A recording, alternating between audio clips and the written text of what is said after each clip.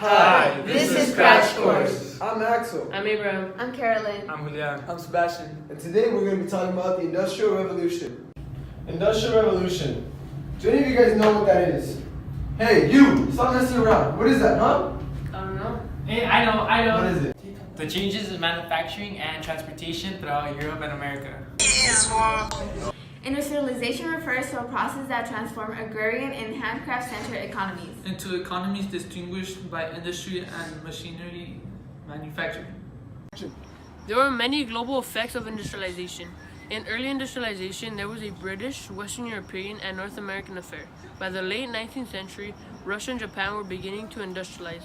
Quite apart from its spread beyond Western Europe, industrialization had deep global implications because industries use financial influences and transportation networks to obtain raw materials from pre-industrial societies around the world. Many lands that possessed natural resources became increasingly oriented to exporting raw materials, but maintained little control over them because representatives of industrial countries dominated the commercial and financial institutions associated with trade. Some societies saw their home market trail land, which devastated traditional industries, which aged local economies. Some examples of the industrialization could be this air conditioner, or this fan, or this bottle that is useful for liquids and drinking. The main features involved in the Industrial Revolution were technological, economic, and cultural. The technological changes included the use of new basic materials, mainly iron and steel. Also, the use of new energy sources, including both fuels and motive power, such as coal, the steam engine, electricity, petroleum, and the internal combustion engine.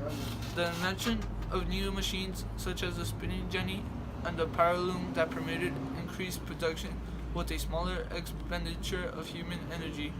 A new organization of work known as the factory system, which entailed increased division of labor and specialization of function, and important developments in transportation and communication, including the steam locomotive, steamship, automobile, airplane, telegraph, and radio. Also, the increased application of science to industry. These technological changes made possible a tremendously increased use of natural resources and the mass production of manufactured goods. Industrialization also helped bring new social classes into being. Captains of industry and enterprising business people became fabulously wealthy, powerful enough to overshadow the military aristocracy and other traditionally privileged classes.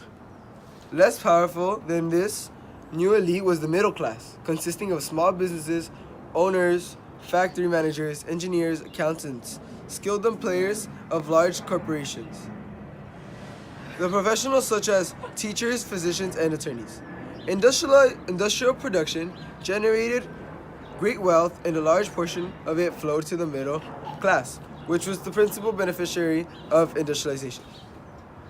Meanwhile, masses of laborers who toiled in factories and mines consisted of new working classes less skilled than the artisans and crafts workers of earlier times. The new workers tended to machines or provided heavy labor for low wages.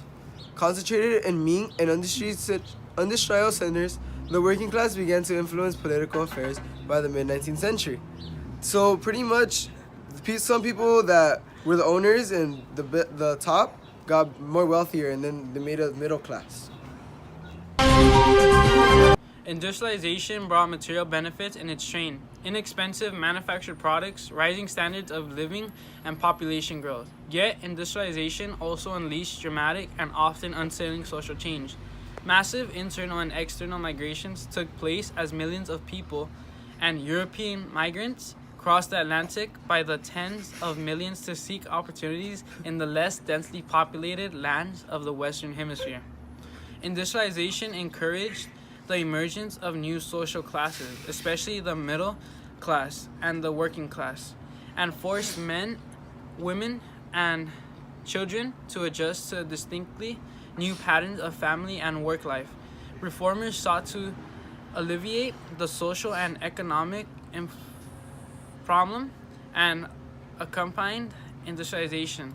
The most influential critics were the socialists, who did not object to industrialization per se, but worked toward the building of an equitable and just society.